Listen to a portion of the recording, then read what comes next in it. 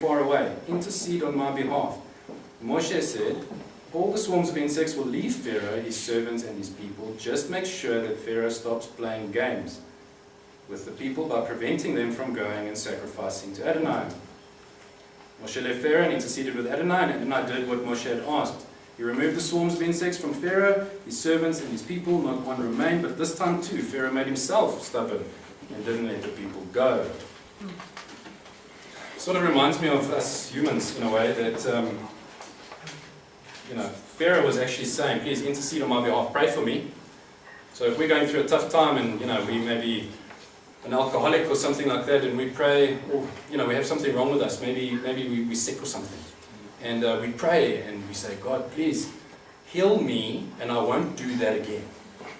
I won't look at those funny things again. I won't go drinking like a crazy hooligan again. You get healed miraculously, and then you say, okay, I'm fine now, let me just go do whatever I want to do. It's the same thing here. Okay? So, that was the goddess of flies. Okay? Which is why we believe it was probably flies. Alright? Lived in the reeds. It was a lady, a woman. She lived in the reeds, and then they believed that she would summon out all the flies out of the reeds, and then go back. So, an attack on that funny god's name. Next one. What's the next one?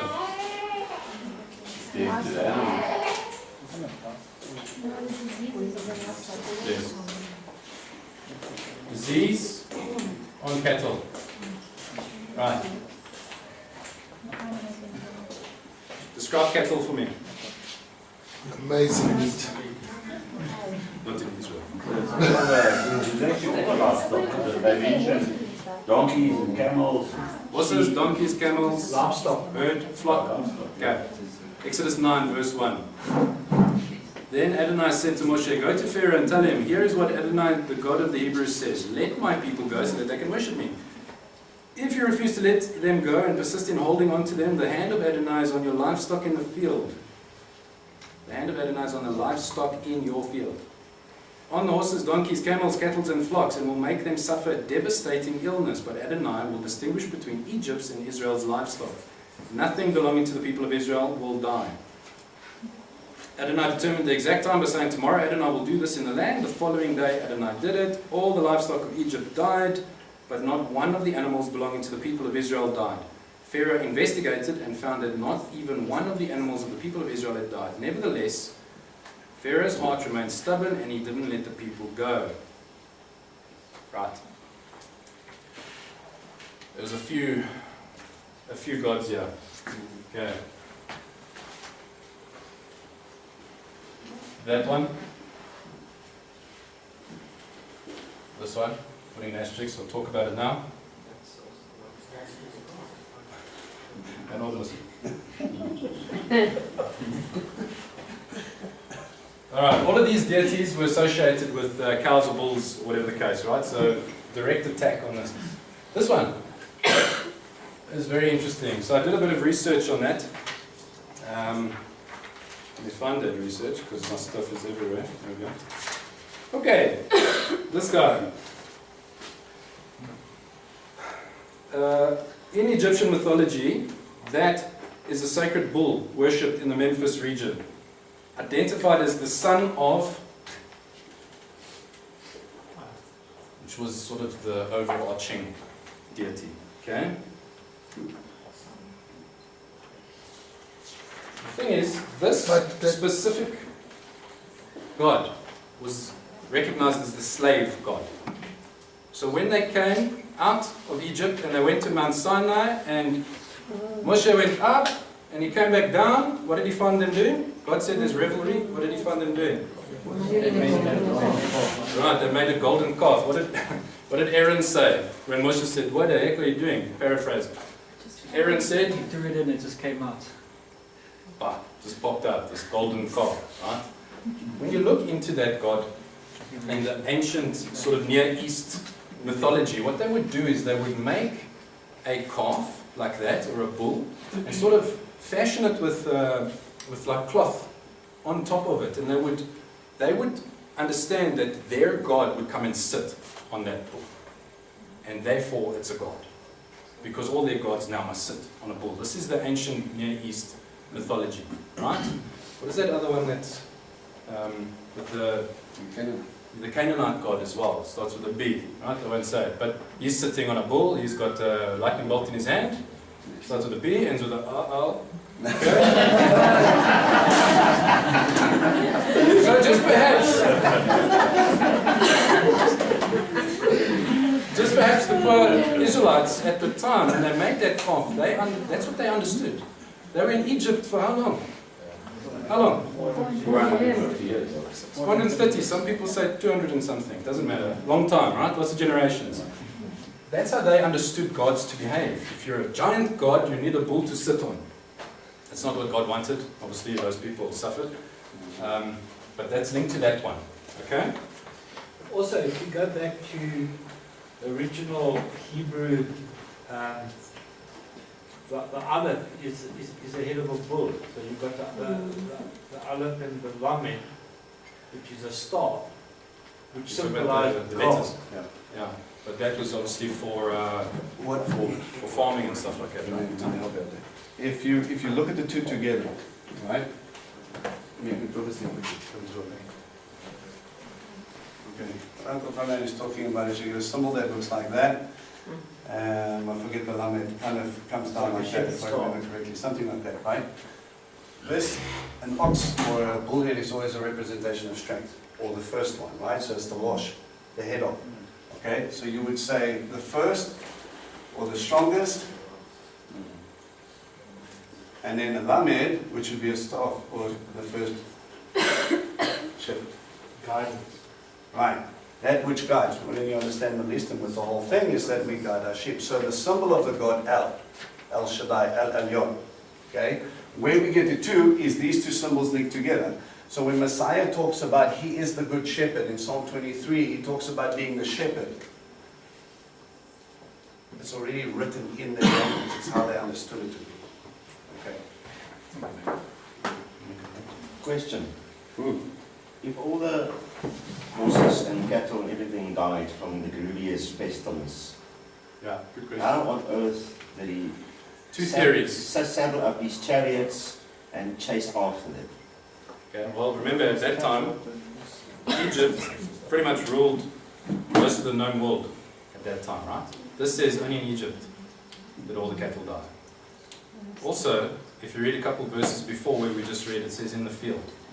So in the one part it says in the field, and in the other part it says all in Egypt, but not the Israelites. Remember, they still owned the Israelites. They were still their slaves. If I was an Egyptian and all my cattle died, I'm going to my slave and I'm going to go take his cattle. Did they import from other places as well? I could have, that's Because another they were theory. very powerful. Yeah, that's another theory. But here's a question. How long do you think the plagues lasted in total? 10 plagues. Quite a while. No, must have been Guess. like 2 years. A month? 3 years? 6 months? Okay. So we only know the length of 3 of the plagues, right? I guess 70 days. Okay. Some people have guessed 40 days. Some people, the Mishnah says 1 year. Why? Because, I'll tell you, when the plague started, how old was Moshe? That's what I was thinking. He was 80, right? When the plague started. Yeah, he was 80 years old. How old was he when he died? 120. How old were they in the how long were they in the wilderness for? 40. So it must have been less than a year. About. Okay, we don't really know. Some guy, he makes quite a good case for it. He says 40 days. Why 40 days? Because he reckons the average length of the plagues were about 4 days each. Some were 7, some were 1. Doesn't matter. He states it's 40 because that's a biblical number. Why? What happened in 40 days? Noah's flood. Goliath tormented Israel. A few other things. Nineveh at 40 days, right? Okay. Alright, so let's say it lasted a year. So they would have had the time in between, maybe, to go get cattle from other sources.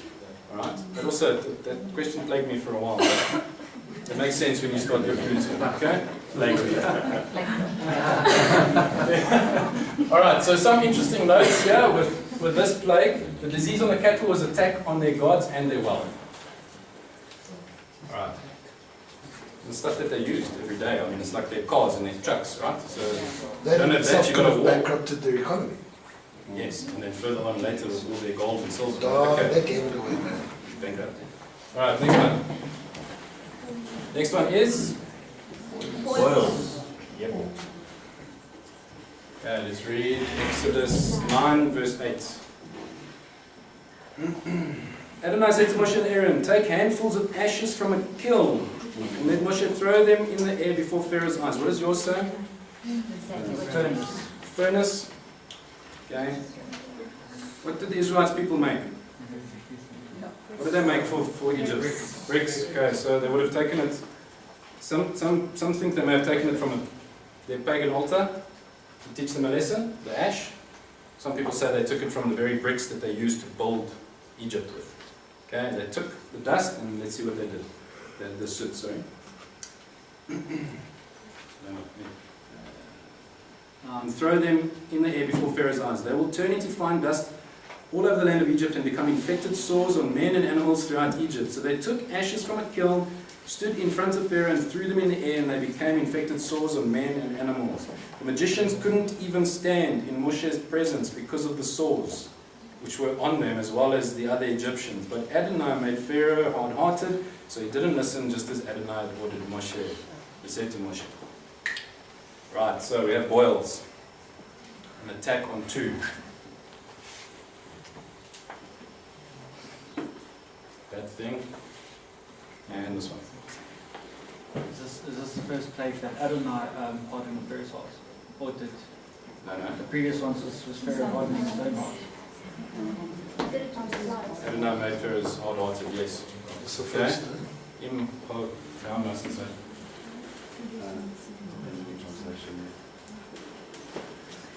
Those are the healing gods, the medicine gods. Okay? Attack them directly. They can't rely on their gods now to heal their boils. Nothing's fixing it.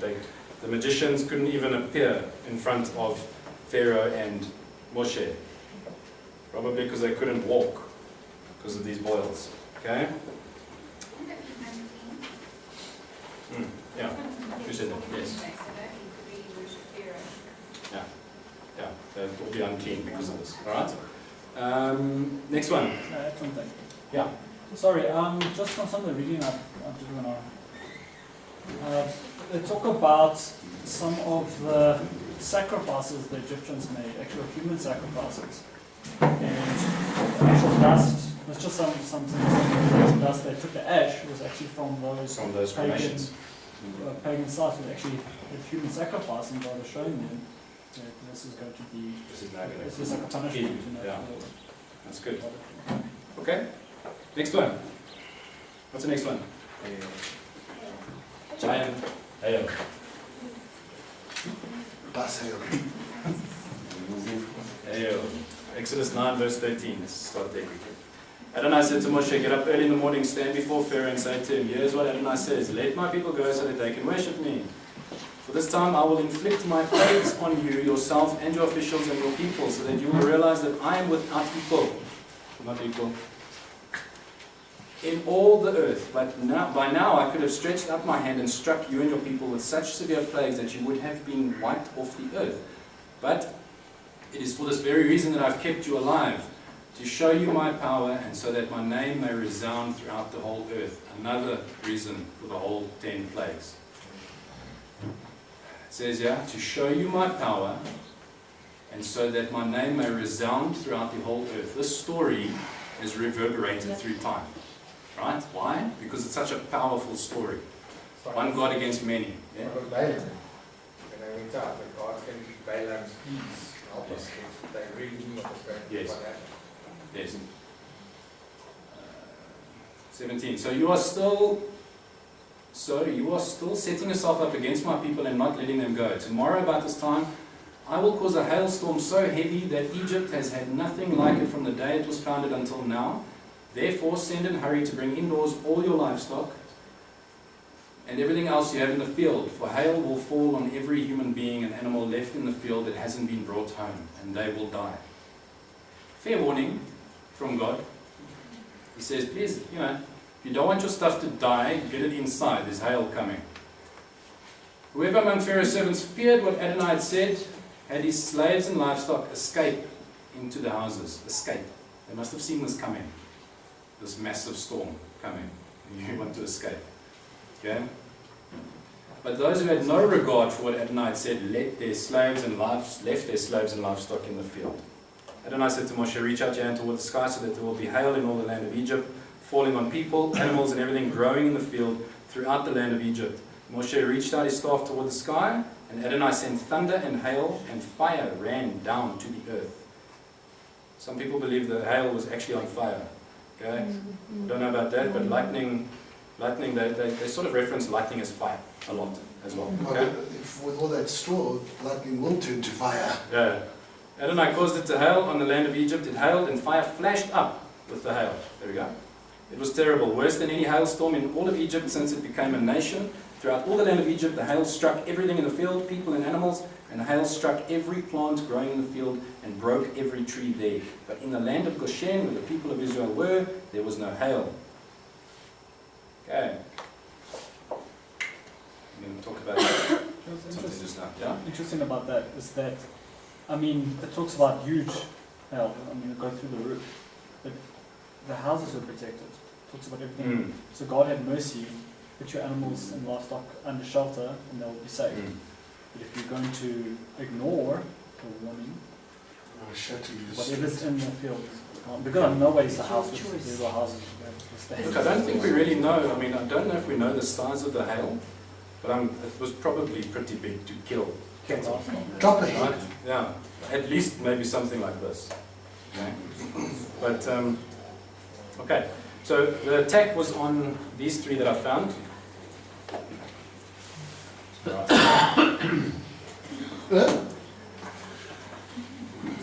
And Peanut. right, first one, God of sky, God of agriculture, God of atmosphere. Why God of agriculture? Destroyed all Crops, crops, livestock. except for, we'll find out now, flax and barley. We'll talk about that now. Okay? Because they need to make unleavened bread. So it was around March. Would have been around March, right? If the barley was out. Okay, the next storm is the locust. But I mean, if the barley was not yet ripe, because it was then protected by the hail, it wouldn't have been smashed by the hail if it wasn't ripe yet, then it would have been around March sometime. Because remember, straight after this, they're doing Pesach. And when is Pesach? They need, yeah. Around April. March. March, April. Okay? Just barley head before it's fully ripened is actually very liquid. Once it gets bumped, it's destroyed. Okay. And the hail will wreak havoc on it. But there's another nice one coming, locusts. We will get to that. I'll look into that. I haven't heard about that. I thought it was quite Only hard. when it reaches the stage of beef, of a kernel's heart, and if you roast it over a fire, you can actually eat them. Yeah, They're still green, but before that, they're actually still liquid. That's interesting. Okay. So there must have been some protection if that was the case. Okay. This is the first time, if we read on here, where did I finish on? Thank you. 27. Pharaoh summoned Moshe and Aaron and said to them, this time I have sinned. It's confessing. Adonai is in the right. I and my people are in the wrong. Intercede with Adonai. We can't take any more of this terrible thunder and hail. And I will let you go. You will stay no longer. So now he's had enough. He wants to chase them out. Moshe said to him, as soon as I have gone out of the city, I will spread out my hands to Adonai. The thunder will end and there won't be any more hail. So that you can know that the earth belongs to Adonai. But you and your servants, I know, you still won't fear Adonai God. The flax and barley were ruined because the barley was ripe and the flax in bud. Sorry, yeah, the flax and barley were ruined. I've got it the other way around. It's the wheat that wasn't ruined. But the wheat and buckwheat were not ruined because they come up later. Moshe went out of the city away from Pharaoh and spread out his hands to Adonai. So it's busy hailing. Big hailstones, killing cattle, people. Moshe runs up into the hail. That man's got guts. Okay? No, but, okay. Talk. I believe someone on this panel had mentioned it earlier On this panel. about how Adonai prepares you one increment at a time. You are moving up to greatness. And if you look at where Moshe came from a stuttering, reluctant, to a man who's now saying, it's hailing outside, say Baba, let's go. Yeah, so he grew, right? So spiritually he grew. Once you step up to all these tests, you yourself now start walking in a strength, a spiritual strength that Still no would be other. difficult though to walk into a hellstorm like that. Ask Abraham Father Abraham. with Isaac with Isaac. Oh, yeah, that's something else. Okay, right. So flax and barley were ripe and it was destroyed, rightly so, thanks Conrad. God still leaves little shoots of wheat because they need to eat, right? Anyway, next thing comes up. What's that? The destroyer. The little six-legged ones. Yeah, these bad boys, yeah, right? High jumpists. It was attack on that God. Exodus 10, 1 to 20. Okay. Adonai said to Moshe, go to Pharaoh, for I have made him and his servants hard-hearted, so that I can demonstrate these signs of mine among them, so that you can tell your son and grandson about what I did to Egypt and about my signs that I demonstrated among them, and so that you will all know that I am Adonai. Another reason why he did the plagues. To tell your sons and your grandsons. Why? Because they didn't have TV. No. Their faith was deeply rooted in their stories. Today, I hardly know anything about my grandparents. I don't know about you guys. Okay? These guys knew about their great-great-great-grandparents. The stories were how they passed down faith from one generation to many more. Okay? So these stories, God was setting up a gigantic story that can reverberate through generations. And look at it today. I mean, this is how long ago? A long time. Okay. Right. 3. Moshe and Aaron went in to Pharaoh and said to him, here's what Adonai, God of Hebrews, says. How much longer will you refuse to submit to me? Let my people go so that they can worship me. Otherwise, if you refuse to let my people go, tomorrow I will bring locusts into your territory. One won't be able to see the ground. So completely will the locusts cover it. They will eat anything you still have that escaped the hail, including every tree you have grown in the field. They will fill your houses and those of your servants and all of the Egyptians. It will be like nothing your father or their fathers have ever seen since the day they were born until today. Then he turned his back and left. Pharaoh's servant said to him, how much longer must this fellow be a snare for us? Let the people go and worship Adonai their gods. Now even the people are getting upset with Pharaoh. I mean, I don't think they would have questioned Pharaoh at any other time, but now they're saying, please, can you just let the man go? Don't you understand yet that Egypt is being destroyed? The destroyer is coming. And the next one. So Moshe and Aaron were brought to Pharaoh again, and he said to them, go worship Adonai your God, but who exactly is going? Moshe answered, we will go with our young and our old, our sons and our daughters, and we will go with our flocks and herds, for we must celebrate a feast to Adonai. Pharaoh said to them, Adonai certainly will be with you if I ever let you go with your children. It is clear that you are up to no good, nothing doing. Just the men among you may go and worship Adonai. That's what you want, isn't it? And they were driven out of Pharaoh's presence. Okay. Pharaoh wanted to keep the children there. Why? Yeah. It's like a deposit, right? But isn't it also because throughout all the stories in, Judea of where the other kings and stuff always see how the Israelites prosper and are, their abundance and everything's overflowing.